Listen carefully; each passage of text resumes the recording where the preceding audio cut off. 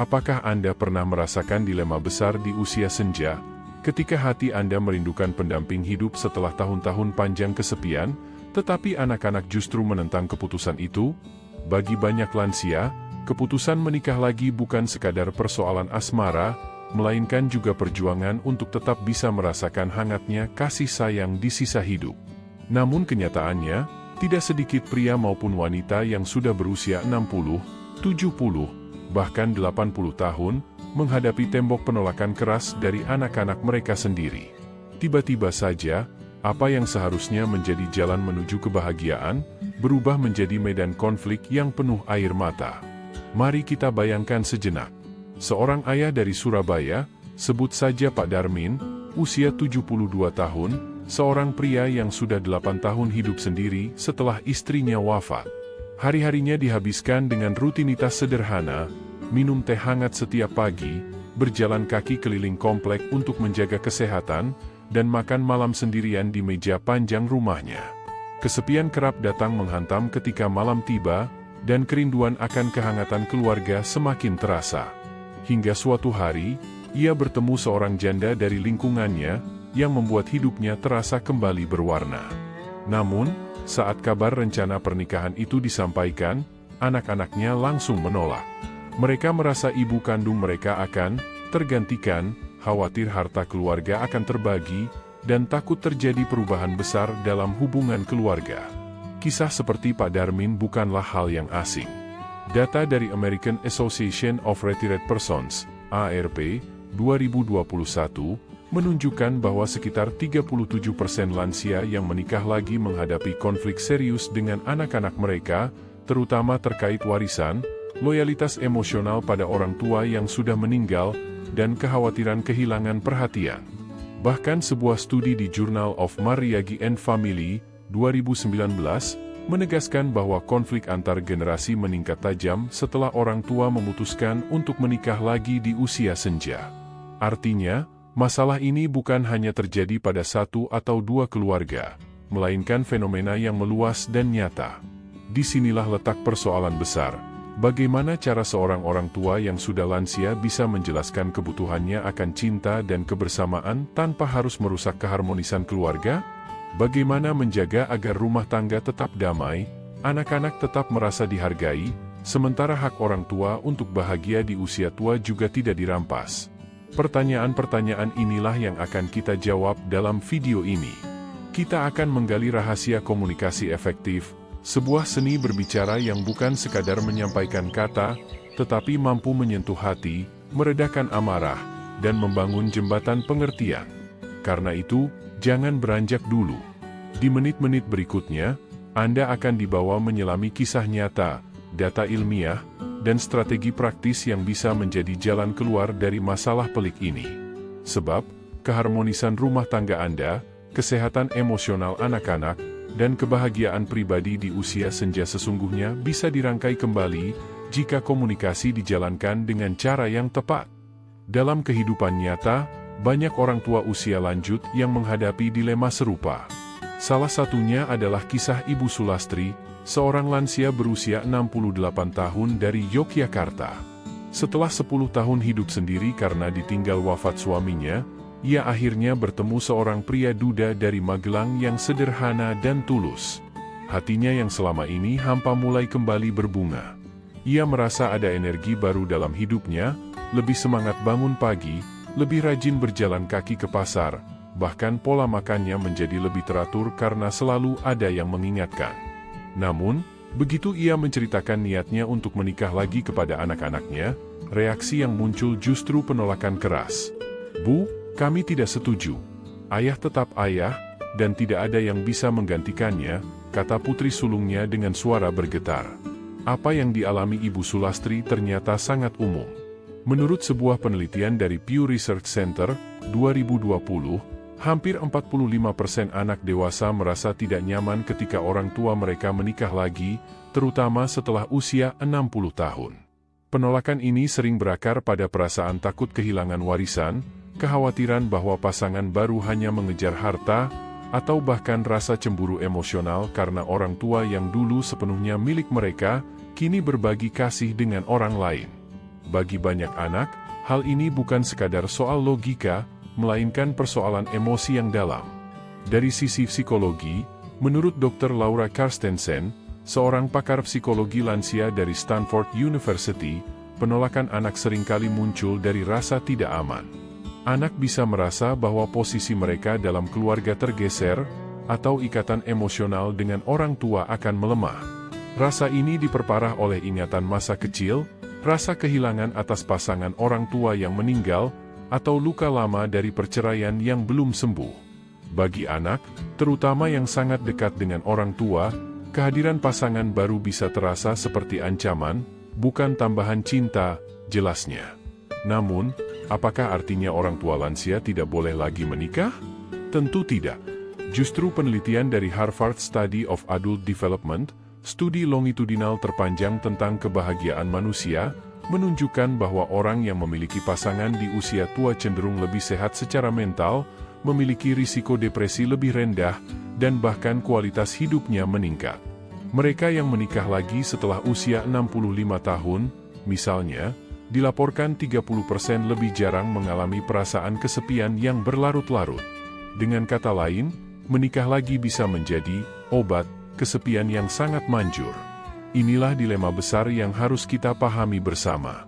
Di satu sisi, orang tua lansia berhak untuk bahagia, berhak memiliki pasangan yang menemani di masa tua, membantu mengingatkan untuk minum obat, menjaga pola makan, atau sekadar mengajak berjalan kaki sore.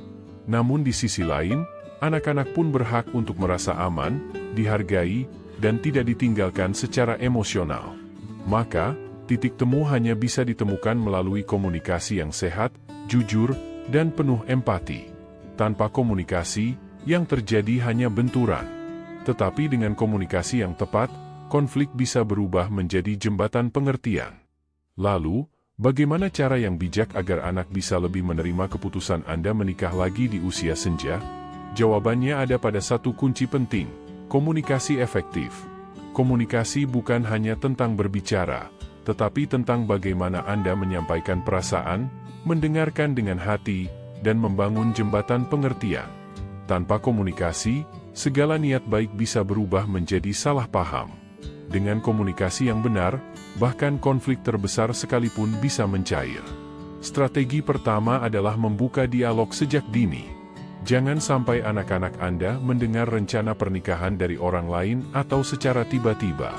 Anda harus memilih waktu dan suasana yang tepat, misalnya saat makan malam keluarga atau ketika suasana hati mereka sedang tenang. Katakan dengan lembut, "Nak, ayah, ibu ingin bicara tentang sesuatu yang penting." Awali dengan menanyakan perasaan mereka lebih dulu, baru kemudian perlahan jelaskan perasaan Anda. Strategi kedua, mendengarkan dengan empati. Seringkali, anak menolak bukan karena benci, melainkan karena takut kehilangan.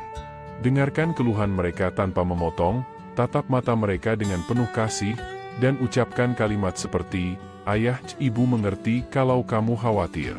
Itu wajar. Tapi izinkan kami menjelaskan alasan di balik keputusan ini." Validasi perasaan anak adalah cara ampuh untuk meredakan amarah mereka. Strategi ketiga, jelaskan alasan dengan jujur dan lembut. Tekankan bahwa kehadiran pasangan baru bukan untuk menggantikan ayah atau ibu mereka yang sudah tiada, melainkan untuk menemani masa tua. Katakan bahwa sebagai lansia, kesehatan fisik dan mental sangat dipengaruhi oleh rasa kesepian.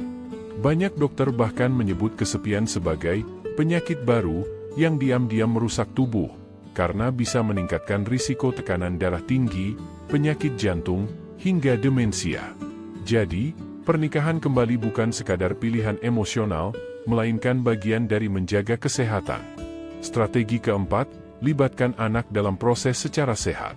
Misalnya, Anda bisa meminta mereka ikut membantu menata rumah baru, atau sekadar memberi pendapat tentang acara pernikahan sederhana yang Anda rencanakan. Dengan dilibatkan, anak akan merasa tidak ditinggalkan, justru sebaliknya mereka menjadi bagian dari kebahagiaan baru ini. Dan jangan lupa strategi kelima, bangun hubungan positif antara pasangan baru dan anak-anak. Caranya bukan dengan memaksa, melainkan menciptakan momen kebersamaan yang ringan, seperti makan bersama, berjalan kaki sore, Atau sekadar minum teh sambil ngobrol. Biarkan keakraban tumbuh perlahan, alami, tanpa tekanan. Nah, sampai di sini saya ingin tahu, apakah Anda masih setia menyimak video ini? Jika iya, silakan tulis di kolom komentar dengan kata nomor 2 sebagai tanda bahwa Anda serius ingin mempraktikkan strategi komunikasi ini demi keharmonisan rumah tangga. Dan jangan lupa, tekan tombol like, share, dan subscribe channel Kebijaksanaan Lansia, agar semakin banyak orang tua di luar sana yang bisa belajar cara menjaga kebahagiaan keluarga tanpa konflik. Untuk memahami lebih dalam bagaimana komunikasi efektif bisa menjadi kunci, mari kita simak kisah nyata dari seorang lansia yang berhasil melewati badai penolakan anak-anaknya. Kisah ini datang dari Pak Harto, seorang pria berusia 73 tahun dari Semarang. Setelah 12 tahun hidup sendiri karena istrinya wafat, Pak Harto merasa kehidupannya mulai kehilangan arah. Ia masih sehat, cukup rutin berjalan kaki setiap pagi, menjaga pola makan dengan makanan sederhana khas Jawa, dan rajin minum air putih sesuai anjuran dokter. Namun, meski tubuhnya kuat, batinnya sering kosong. Malam-malam terasa panjang, kesepian datang tanpa diundang, dan rasa rindu pada kehadiran seorang teman hidup semakin dalam.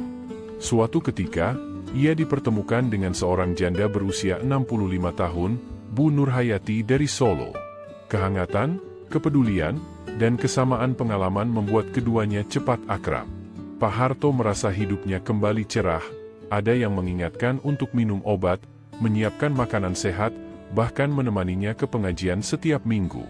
Namun, kebahagiaan itu berubah menjadi badai ketika ia menyampaikan rencana menikah lagi kepada anak-anaknya. "Pak, kami tidak setuju. Bagaimana dengan warisan keluarga? Bagaimana dengan nama baik ibu?" ucap anak bungsunya dengan nada keras. Awalnya, konflik terasa buntu. Anak-anaknya menolak keras, bahkan ada yang tidak mau berbicara selama berminggu-minggu. Namun, Pak Harto tidak menyerah. Ia mencoba menerapkan komunikasi efektif seperti yang disarankan oleh seorang dokter keluarga di Semarang. Pertama, ia mengundang anak-anaknya makan malam bersama di rumah. Dengan penuh ketulusan, ia membuka percakapan. "Nak, ayah paham kalau kalian khawatir. Tapi izinkan ayah jelaskan alasan ayah mengambil keputusan ini." Ia tidak marah, tidak membela diri berlebihan, hanya mendengarkan dulu semua ketakutan mereka. Kemudian, ia menjelaskan bahwa usia tua bukan berarti berhenti membutuhkan kasih sayang.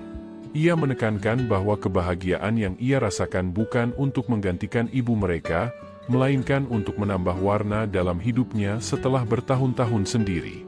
"Kalau ayah sehat, hati ayah bahagia, bukankah itu juga baik untuk kalian? Kalian tidak perlu khawatir soal warisan. Itu tetap hak kalian. Ayah hanya ingin ditemani, bukan mencari masalah," ujarnya lembut. Lambat laun, hati anak-anak mulai luluh. Mereka melihat kesungguhan ayahnya, mendengar penjelasan tanpa teriakan, dan menyaksikan betapa bahagianya Pak Harto ketika bersama Bu Nurhayati. Perlahan, mereka menerima. Bahkan, anak sulungnya kemudian berkata, "Kalau memang itu yang bikin ayah lebih sehat dan bahagia, kami akan mendukung." Kisah Pak Harto sejalan dengan penelitian yang dilakukan oleh Journal of Family Psychology 2020, yang menyatakan bahwa strategi komunikasi berbasis empati dan kejujuran mampu menurunkan tingkat konflik keluarga hingga 40%. Fakta ini memperlihatkan bahwa yang dibutuhkan anak bukan sekadar kepastian materi, tetapi pengakuan, keterlibatan, dan penjelasan yang jujur dari orang tuanya. Inilah bukti nyata bahwa komunikasi yang tepat bisa mengubah penolakan menjadi penerimaan. Pertanyaannya sekarang, apakah Anda sebagai orang tua lansia berani mengambil langkah serupa? Karena tanpa keberanian untuk memulai percakapan, konflik hanya akan semakin membesar, dan kesempatan untuk bahagia bisa terlewat begitu saja. Selain cerita nyata tadi, mari kita lihat lagi dari sisi ilmu pengetahuan. Sebuah penelitian dari University of Michigan tahun 2020 menunjukkan bahwa 70% konflik keluarga pada lansia yang menikah lagi terjadi karena miskomunikasi, bukan semata karena masalah harta atau warisan. Artinya, jika komunikasi bisa diperbaiki sejak awal, maka potensi retaknya hubungan dengan anak bisa ditekan lebih dari separuh. Dokter keluarga di Jakarta, Dr. Hendra Gunawan, menambahkan bahwa komunikasi yang terbuka akan berdampak langsung pada kesehatan emosional lansia. Anda yang sudah berusia di atas 65 tahun, tentu lebih rentan terhadap tekanan darah tinggi, gangguan tidur, bahkan sakit di kaki dan punggung jika stres terlalu sering terjadi akibat konflik keluarga. Itu sebabnya, strategi komunikasi yang tepat bukan hanya menyelamatkan hubungan, tapi juga kesehatan Anda sendiri. Coba bayangkan, setelah bertahun-tahun hidup, Anda tentu ingin menikmati hari tua dengan lebih damai, cukup makan makanan sehat, minum air putih dengan teratur, dan dikelilingi suasana penuh kasih, bukan pertengkaran yang melelahkan. Nah, apakah Anda masih menyimak sampai paragraf 5 ini? Jika iya, ketik nomor 4 di kolom komentar sekarang juga, supaya saya tahu siapa saja yang benar-benar serius belajar cara bijak menghadapi anak yang tidak setuju. Jangan lupa juga untuk like, subscribe, dan share channel Kebijaksanaan Lansia, agar lebih banyak orang tua bisa mendapatkan panduan berharga ini. Ketika kita berbicara tentang pernikahan di usia senja, sebenarnya yang kita bahas bukan hanya soal keinginan pribadi untuk memiliki pasangan baru, melainkan juga soal tanggung jawab besar terhadap keluarga, kesehatan, dan bahkan kehidupan spiritual. Banyak lansia yang merasa terjebak di persimpangan jalan. Di satu sisi, hati terasa sepi setelah bertahun-tahun ditinggal pasangan hidup, entah karena perceraian ataupun karena takdir kematian. Di sisi lain, ada tekanan dari anak-anak yang belum bisa menerima kehadiran sosok baru dalam kehidupan orang tua mereka. Disinilah letak pentingnya refleksi spiritual, sebuah proses menenangkan diri untuk melihat kembali hidup dari perspektif yang lebih luas, bukan hanya dari sudut pandang duniawi, tapi juga dari sisi ketenangan batin yang lebih dalam. Dalam banyak tradisi agama, termasuk Islam, Kristen, maupun kepercayaan lainnya, pernikahan dianggap sebagai salah satu bentuk ibadah, sebuah ikatan suci yang diizinkan untuk menyejukkan hati dan menjaga kehormatan. Namun, agama juga mengajarkan bahwa kebijaksanaan dalam mengambil keputusan adalah hal yang wajib. Artinya, menikah di usia lanjut bukanlah sesuatu yang salah, tetapi harus dilakukan dengan cara yang bijak, agar tidak menimbulkan lebih banyak mudarat daripada manfaat. Nabi Muhammad SAW pernah menekankan pentingnya musyawarah dalam keluarga, sementara dalam tradisi Kristiani, komunikasi penuh kasih dan kejujuran dianggap sebagai fondasi rumah tangga yang harmonis. Jika nilai-nilai spiritual ini ditanamkan, maka pernikahan di usia senja bisa menjadi berkah, bukan sumber luka. Pertanyaannya, bagaimana cara menerapkan refleksi spiritual ini dalam kehidupan sehari-hari? Pertama-tama, Anda sebagai lansia harus menyadari bahwa kebahagiaan tidak bisa dipaksakan, baik kepada diri sendiri maupun kepada anak-anak. Kebahagiaan adalah hasil dari keseimbangan antara kebutuhan pribadi dan penerimaan lingkungan sekitar. Misalnya, jika seorang pria berusia 70 tahun di Bandung ingin menikah lagi setelah istrinya wafat, ia harus jujur kepada dirinya sendiri, apakah niat menikah itu semata karena takut kesepian, atau karena benar-benar ingin berbagi kehidupan yang sehat bersama pasangan baru? Pertanyaan sederhana ini jika dijawab dengan hati nurani akan memberi ketenangan, sekaligus membantu menjelaskan alasan kepada anak-anak dengan cara yang lebih jernih. Kedua, refleksi spiritual mengajarkan bahwa usia hanyalah angka, tetapi kesehatan fisik dan mental tetap menjadi pondasi utama.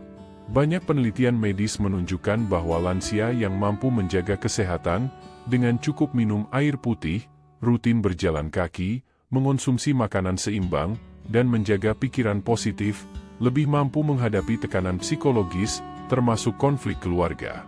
Artinya, jika Anda ingin menikah lagi, jangan hanya memikirkan pesta atau akadnya, tapi pikirkan juga apakah tubuh Anda cukup sehat untuk memikul tanggung jawab baru. Dokter geriatri di Yogyakarta, Dr. Sri Lestari, menyebutkan bahwa pernikahan di usia lanjut seringkali membawa bonus kesehatan jika dilakukan dengan komunikasi yang sehat, tensi darah lebih stabil, emosi lebih terkendali, bahkan risiko depresi bisa menurun.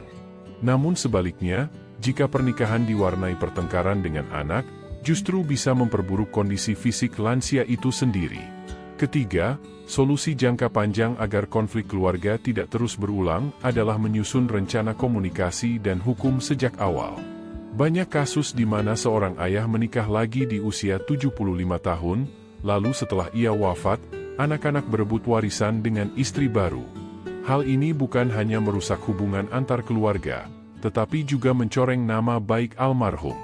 Agar tidak terjadi demikian, sebaiknya Anda membuat perjanjian pranikah atau minimal wasiat yang jelas sebelum menikah. Di Indonesia, sudah ada payung hukum yang memungkinkan lansia membuat pembagian aset secara adil, sehingga anak-anak merasa hak mereka tetap terlindungi, sementara pasangan baru juga merasa dihormati. Langkah kecil ini bisa menjadi jembatan damai yang menjaga keluarga tetap utuh, bahkan setelah orang tua menikah lagi. Selain itu, ada juga dimensi psikologis yang tak kalah penting. Studi dari Journal of Aging and Mental Health menemukan bahwa lansia yang memiliki pasangan baru setelah usia 65 tahun lebih mungkin mengalami peningkatan rasa optimis selama keluarga terdekat memberikan dukungan. Dukungan ini tidak datang dengan sendirinya, ia harus dibangun lewat proses komunikasi yang sabar, konsisten, dan penuh cinta. Anda sebagai orang tua bisa memulainya dengan melibatkan anak-anak dalam percakapan, bukan hanya memberi pengumuman sepihak. Contohnya, daripada berkata, "Ayah akan menikah lagi, mau tidak mau kalian harus terima," lebih baik katakan, "Ayah merasa sendiri setelah bertahun-tahun, dan ayah ingin ada teman berbagi hari-hari.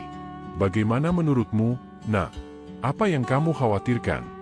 Pertanyaan terbuka seperti ini akan membuat anak merasa dihargai, bukan disingkirkan.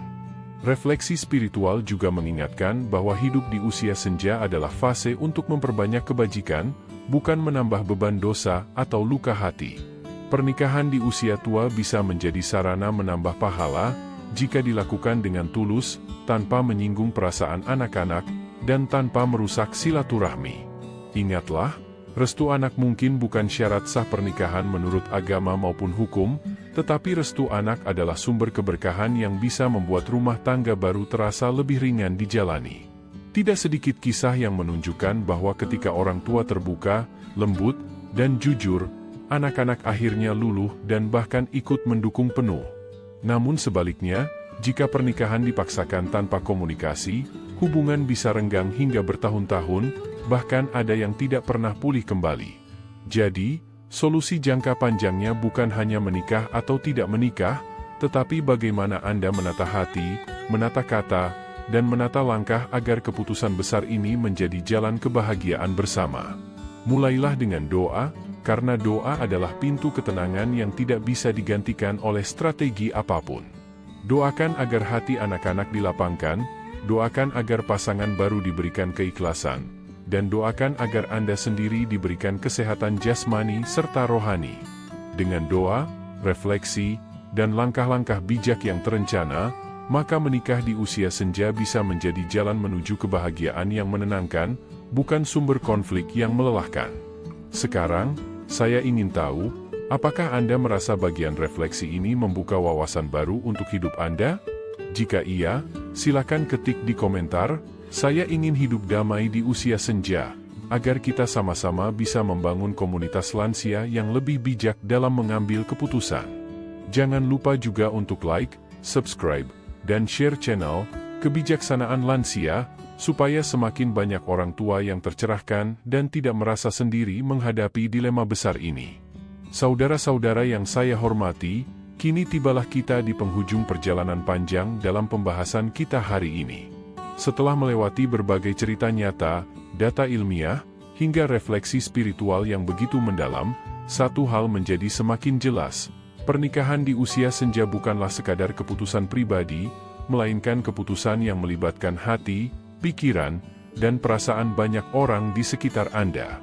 Jika komunikasi tidak dibangun dengan baik, maka yang terjadi bukan hanya penolakan, melainkan juga retaknya hubungan yang sudah puluhan tahun terjalin.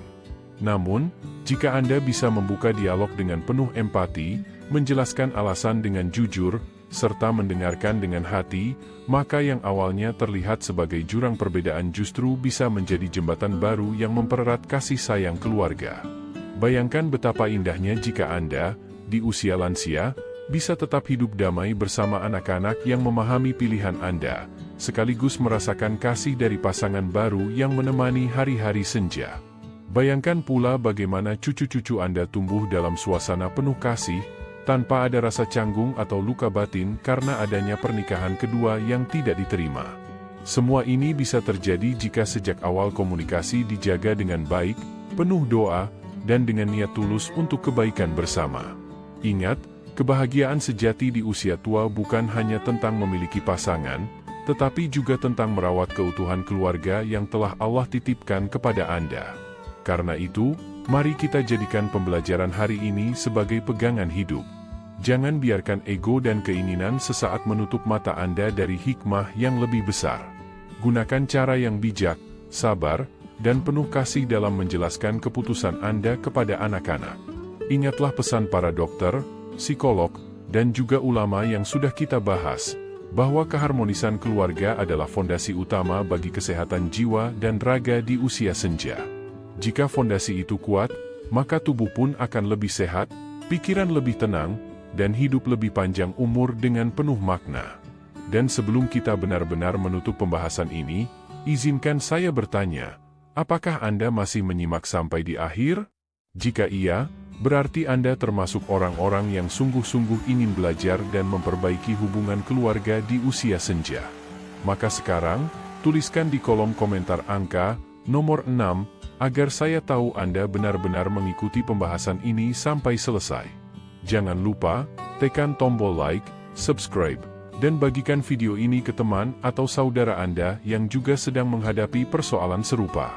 Dengan begitu, semakin banyak orang tua yang bisa menemukan kedamaian dalam pernikahan kedua tanpa harus merusak ikatan keluarga yang sudah ada. Ingatlah selalu, kebahagiaan Anda di usia senja tidak hanya untuk diri sendiri, tetapi juga menjadi warisan berharga bagi anak-anak dan cucu-cucu Anda. Mari kita tutup dengan doa, semoga Allah memberikan kita umur panjang, kesehatan yang cukup, hati yang lapang, serta keluarga yang rukun dan penuh cinta kasih. Amin ya Rabbal Alamin. Inilah saatnya, Anda punya pilihan untuk menjadikan usia senja bukan sebagai masa penuh pertentangan, tetapi sebagai masa penuh keberkahan. Dan channel Kebijaksanaan Lansia akan selalu menemani Anda dengan kisah nyata, data ilmiah, dan inspirasi yang menuntun pada jalan kebijaksanaan. Sampai jumpa di video berikutnya, sahabat lansia yang saya cintai.